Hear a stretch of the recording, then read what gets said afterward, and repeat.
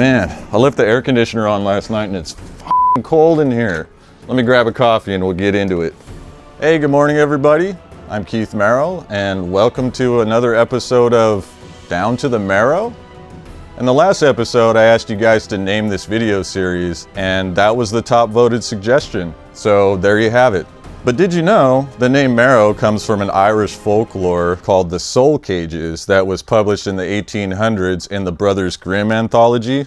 Bet you didn't know that. A Merrow is basically a sea creature that lures fishermen to his underground habitat and traps their souls in cages for all of eternity.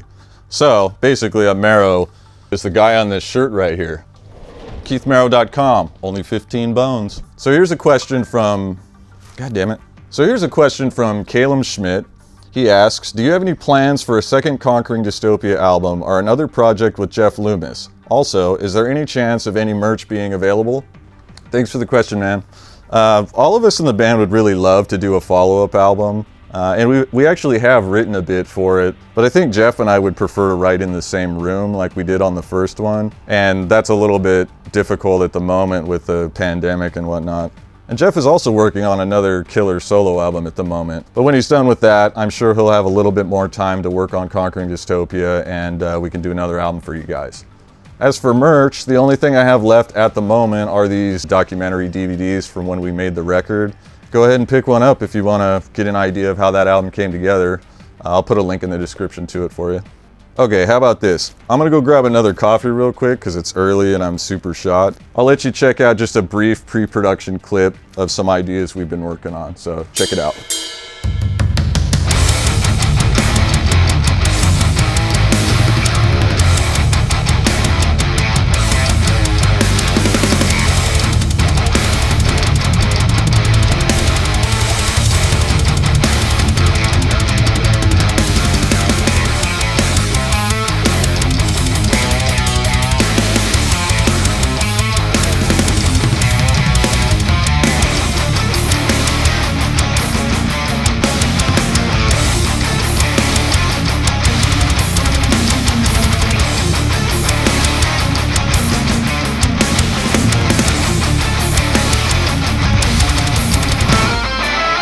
Next question comes from Third World Cognito.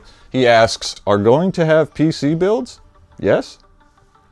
Okay, so I know that obviously PC builds are a little bit outside of the scope of what I would normally have on this channel, and not all of you would be interested in something like that, but it might be kind of useful information for you if you were trying to build a home studio or something. A lot of producers would just tell you to get a Mac, and I would actually agree with that if you're not comfortable with speccing out and building a machine yourself that's tailored to your needs. I can show you how to do that, but there's like tons of resources on the internet for building custom computers like Linus Tech Tips, Bitwit Kyle, Gamers Nexus, channels like that that do this specifically all day, basically. However, I don't think I've ever seen a video that's dedicated to building a Windows-based Thunderbolt 3 machine that's going to be used for audio, video, and hardcore gaming. Basically, I've been building them for a lot of years now, and I'd be happy to show you if that's something you're interested in. Just let me know in the comments. Okay, so this next question comes from Mark Herrera, and actually it came from a lot of you. I'm totally sorry that I missed this in my studio video. He asks, what kind of chair is that? I need one with flip-up arms, but have been burned by cheap Amazon ones in the past. Dude, I feel you on that. And I bought a couple of those Amazon chairs with the flip-up arms. Man, they're awful. So let me just say this, okay? This looks like it could be a decent studio chair, am I right? Like, it's got like the mesh, you know, it's kind of squishy. It's got the flippy arms that all the guitar players want. The ass on this thing sucks, dude. Like, it blew out within like, I don't know, 2 months or something, and then you got to put like a pillow on it. These are what people have to sit on when they come here, and I'm totally bummed about it. All right, so I got this chair locally at a place called Office Max. Like, I actually went and sat in all the chairs before I bought one. This thing was by far the most comfortable one. I've had it a couple years now, and it's held up great. And it's like sitting in a frickin' recliner chair, man. It's nuts. I don't know if it's available outside of the States or not, but I'll put a link in the description so you guys can check it out on the Office Depot website. Okay, so this next very deep question comes from Lanthanian on YouTube, and he asks, "Hi Keith, I'll spam you a bit with a few questions. What happened with the Alluvial Project? Are you still in it?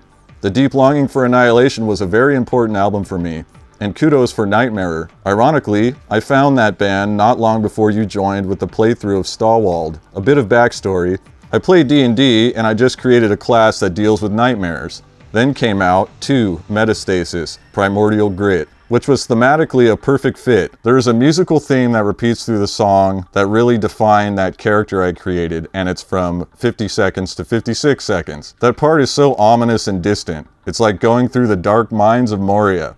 I think you wrote that part. Tell me if I'm wrong." I love this guy, man. It's my goal in life to give you a more immersive gaming experience. I actually haven't played a tabletop RPG since like the late 80s with like Robotech and Battletech. Anybody remember those? Those were fun. I think that riff you're talking about is this one.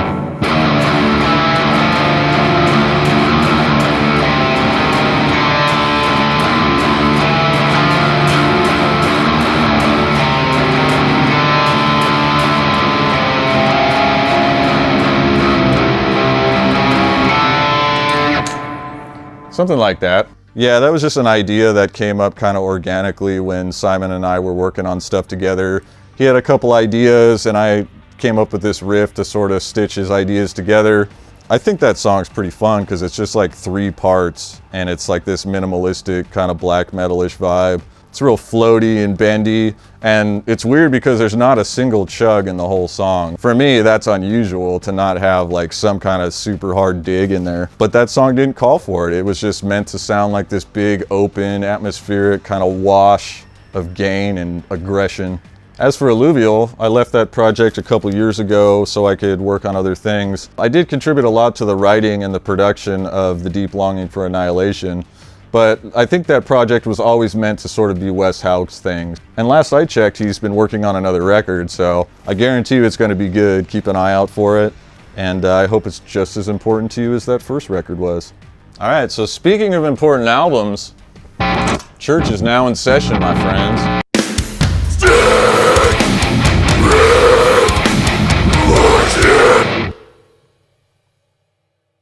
Back in the year 2000, at the dawn of the new millennium, life for me was all about death metal guitar, working on air-cooled Volkswagens, and burning endless hours with my grimy Hesher friends playing Diablo II. So this was basically the soundtrack to my life at age 20.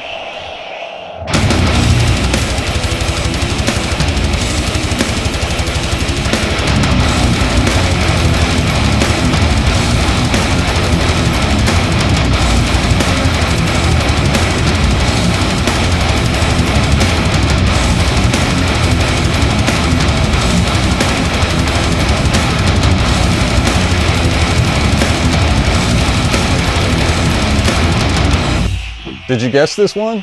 It's Morbid Angel, Summoning Redemption off of Gateways to Annihilation, released in the year 2000. If I remember right, this album wasn't even received all that well by Morbid Angel fans, but I liked it from the second the music started.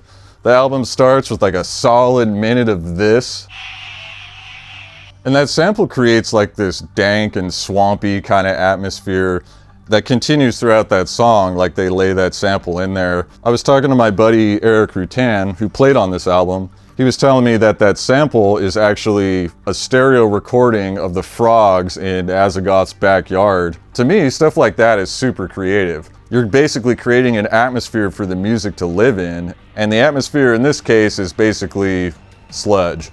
Morbid Angel is a huge influence on a lot of today's metal players, whether they know it or not. Like, for example, people tell me from time to time that some of my music has like a Gojira vibe to it.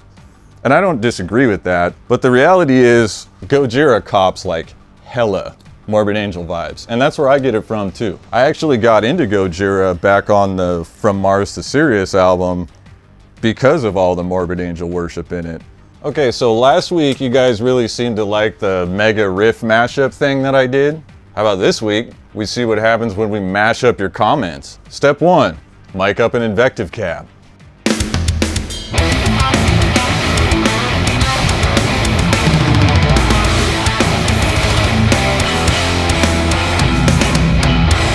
Good enough. Step 2, angle power ball.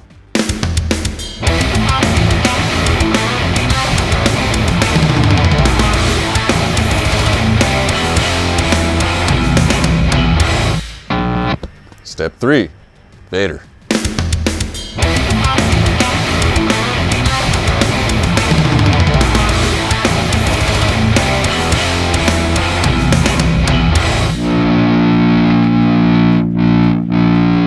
Oh my God, I wish you guys could hear how dead these strings are. They're dead AF. They're probably 10 years old at this point. Oh my God, yeah, these strings are so toast. But you know what? It doesn't matter. The Powerball is a super bright sounding amp. Like, that thing stings harder than a soapy dick hole.